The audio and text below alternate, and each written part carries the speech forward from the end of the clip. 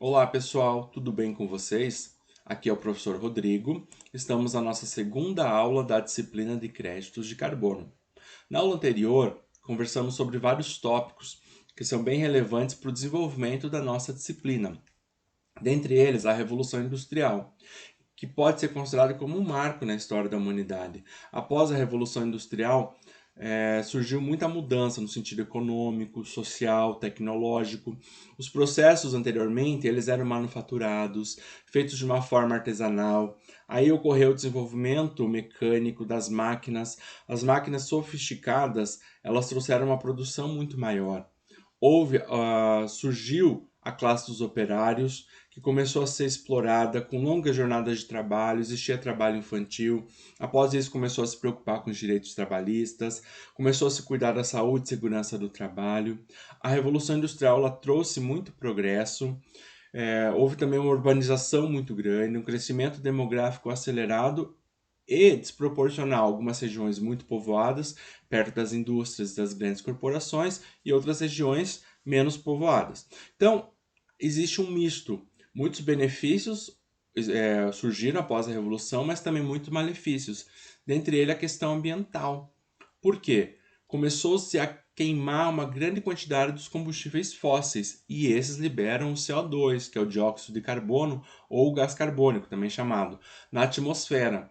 Ele é muito importante, esse gás, para a vida no planeta. Existe o ciclo do carbono. As árvores, por exemplo, elas absorvem energia solar e elas capturam o CO2 que está no ar.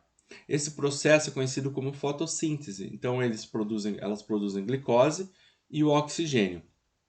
Então, o que acontece? No processo inverso, que é a respiração, elas consomem o oxigênio e liberam parte do CO2 que elas absorveram. Parte elas mantêm na estrutura. Quando as plantas morrem, as árvores morrem, existe o processo de decomposição. E esse também libera o CO2 na atmosfera. Esse é um processo natural que nos ajuda no efeito estufa. O que é o efeito estufa? Existe uma camada gasosa de CO2 e outros gases ao redor da Terra na atmosfera. Eles filtram a energia solar e retêm uma parte desse calor. O problema é que após a Revolução Industrial começou a se utilizar uma quantidade muito grande desses combustíveis de uma forma totalmente desenfreada. E a quantidade de gás carbônico no ambiente foi muito maior do que precisava para o ciclo natural do efeito estufa. Então, começou a reter mais calor pelo efeito estufa do que deveria. E esse calor ocorreu o quê? Graças a ele, o chamado aquecimento global. E isso foi negativo para o planeta. Então, esse é chamado efeito estufa antrópico, porque ele é causado pelo homem, não o natural que ocorre, que é benéfico. Porque se não existisse o efeito estufa, nós não viveríamos numa temperatura adequada, não teria como ter vida no planeta. A temperatura média seria em torno de menos 17 graus. Então, o efeito estufa ele é bem importante. Porém, o efeito estufa causado pelo homem ele faz aumentar a temperatura média da Terra e começa a acontecer muitos fenômenos negativos, dentre eles o derretimento das calotas polares. Já se obteve eras com aumento de temperatura média, mas nunca como se viu na atualidade. Então, a gente começa a perceber que existem muitos fenômenos acontecendo com frequências muito grandes, fenômenos negativos e destruidores. Então, há necessidade de se cuidar isso, porque o aquecimento global não é bom, ele é perigoso. A comunidade científica, ao perceber, ao entender tudo isso, começou a se preocupar, os países também, começaram a se realizar tratados, que nós discutimos na aula anteriores, entre os países. Num desses tratados foi assinado o Protocolo de Quioto. Então, por causa dessas ameaças, mudanças climáticas que ameaçam a vida no planeta, foram feitos esses tratados e no Protocolo de Quioto, os países industrializados se comprometeram que eles iriam reduzir 5% das emissões gasosas. Isso comparando como referência o ano de 1990, a quantidade que foi emitida. Então, os países em desenvolvimento também poderiam participar disso, chamado sequestro, fazendo sequestro do gás carbônico ou reduzindo a quantidade que é emitida para a atmosfera, para tentar minimizar os efeitos negativos do efeito estufa.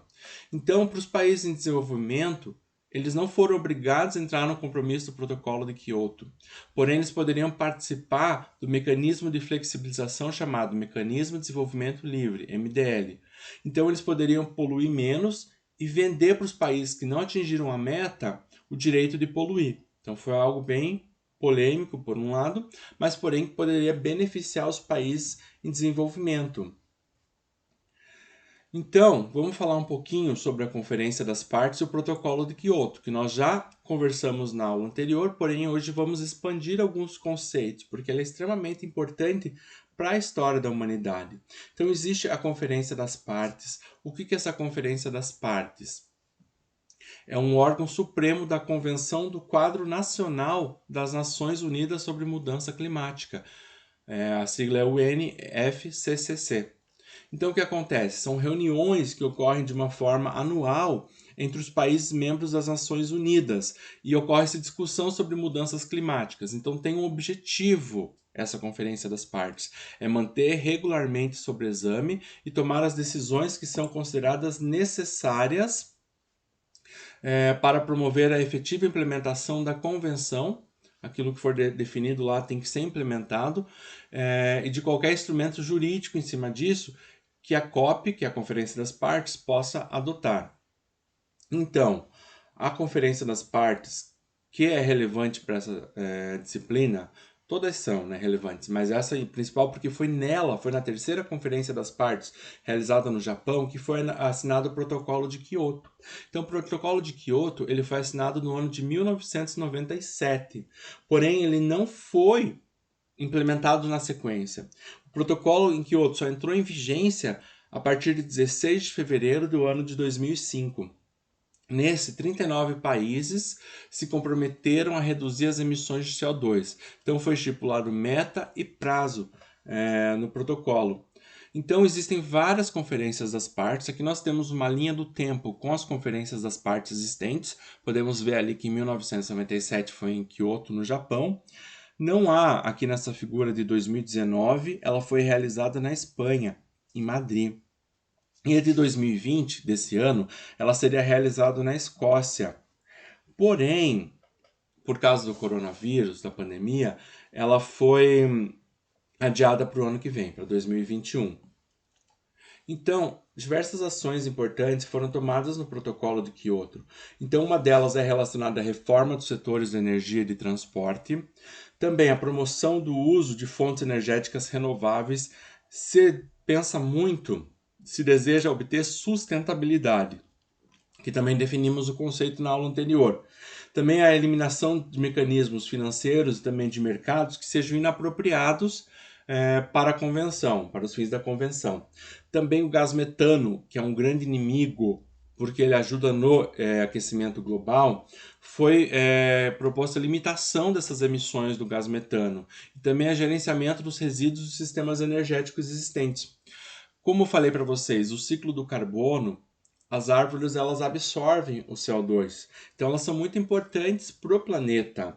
Então foi relacionado à proteção das florestas e de outros sumidores de carbono, para tentar se mitigar os efeitos negativos do efeito do aquecimento global. Então, o Protocolo de Quioto ele foi assinado em 1997. Porém, os países envolvidos eles teriam que ratificar. Ratificar é fazer a aprovação, assinar a aprovação dele. Então, para o documento entrar em vigor, haveria essa necessidade da ratificação dos países envolvidos. Então, um grande problema que surgiu na época é que o país que mais emitia CO2, que é os Estados Unidos, com um total de 36%, esse valor muda, porque tem ano que a China ficou em primeiro lugar, depois os Estados Unidos na atualidade. Então, naquela época, foi se afirmado que os Estados Unidos emitia 36% dos gases que eram causadores do efeito estufa. E eles se negaram a ratificar. Eles trouxeram muitas justificativas, dentre elas que seria um custo muito grande para o país, então esse pacto teria um custo muito elevado para eles. Os Estados Unidos achou injusto que os países em desenvolvimento não fossem obrigados também a reduzir. O que nós vimos na aula anterior? Que só os países do anexo 1, que são os países industrializados, são países que iniciaram a industrialização mais cedo, então estão há muito mais tempo poluindo. Então esses foram impostos que eles deveriam reduzir os 5%. Para os países industrializados, não, como o Brasil, por exemplo. Então, os Estados Unidos julgou que isso não seria justo e que também as provas não eram suficientes que o aquecimento global e as ações industriais fossem associados ao aquecimento global. Então não havia provas que associassem ao aquecimento global às ações industriais. Foi isso que eles justificaram. Então, para eles seria um grande prejuízo na economia do país, porém não significaria que eles não participariam de alguma forma. Eles desenvolveriam tecnologias para poluir menos, que fossem menos poluentes. Então foi uma preocupação muito grande na época, porque o país que mais emite o CO2, que mais contribui para o efeito estufa, se negou. Então, a saída dos Estados Unidos trouxe preocupações quanto ao bom sucesso, digamos assim, das determinações que foram colocadas no Protocolo de Quioto. Para que ele entrasse em vigor, teria que ter 55 partes, deveria ser ratificado por 55 partes. Essas 55 partes seria equivalente a 55% das emissões, comparando-se com o ano de 1990. Essa é a referência utilizada. Então se ficou com medo com a saída dos Estados Unidos, com a não ratificação deles, que o protocolo de Quioto não seria bem sucedido. Porém, algo aconteceu. A Rússia, que era o segundo maior emissor na época, ela ratificou o protocolo de Quioto. Então, com 17%, né, que era o total que a Rússia emitia. Então, com a Rússia entrando, se conseguiu atingir a meta de 55% das emissões, comparando-se ao ano de 1990. E a Rússia, ela fez isso por questões comerciais. Ela queria abrir comércio, viu isso como uma possibilidade de abrir comércio com a União Europeia, que é forte defensora do protocolo de Quioto.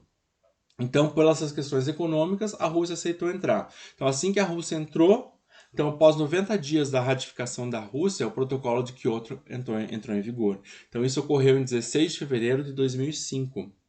Então, foi convencionado, como eu já citei com vocês, uma redução de 5% das emissões, relacionando com o ano de 2018. Quando que isso deveria acontecer? Entre os anos de 2008 e de 2012. E os países de terceiro mundo? E você pode pensar, será que isso ainda está valendo? Porque 2012, será que deu certo isso? Nós vamos discutir também. Alguns países em desenvolvimento, então como países como Brasil, China, Índia e México, eles ratificaram o protocolo de Quioto. Eles não eram obrigados, eles não são considerados países industrializados, eles são em desenvolvimento, né? Eles não eram obrigados a participar dessa meta, mas mesmo assim eles participaram. Existiam benefícios para ele. Então o Brasil, por exemplo, ele ratificou o protocolo de Quioto no dia 26, no dia 20 de 6, né, de 2002. Então, ele poderia participar das atividades relacionadas ao protocolo de Quioto. Então, nós vimos na aula anterior que existiam 3 mecanismos de flexibilização. Entre eles está a implementação conjunta e o comércio das emissões. Esses 2 primeiros são só para os países industrializados, os países do anexo 1 que eu apresentei para vocês.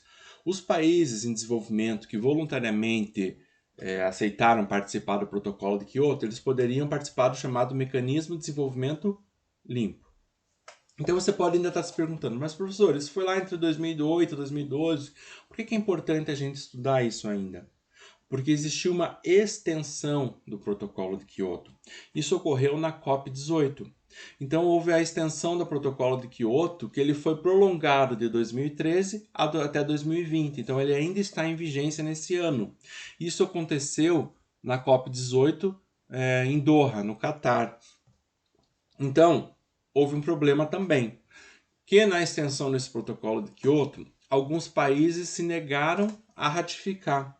Então, países como a Rússia, o Canadá e o Japão saíram. Eles alegavam que os países emergentes como Brasil, Índia e China também deveriam cumprir essas metas estabelecidas. Mas mesmo assim, o protocolo de Quioto ele foi estendido, mesmo com essas baixas preocupantes, e ela foi mantida nos moldes originais. Aí foi um acordo de 18% em relação a 1990, então uma redução de 18% desse valor. E foram falados sobre as alternativas que os países desenvolvidos financiassem os países em desenvolvimento. Aqueles que entraram voluntariamente receberiam financiamento dos países industrializados para ajudar a reduzir os efeitos negativos do aquecimento global. Então, ou seja, de uma forma emitindo menos ou capturando o CO2 que existe no ar, que é o terceiro mecanismo de flexibilização. Esses 2 métodos chamados de mecanismo de desenvolvimento limpo, que nós iremos discutir sobre ele na segunda parte da aula.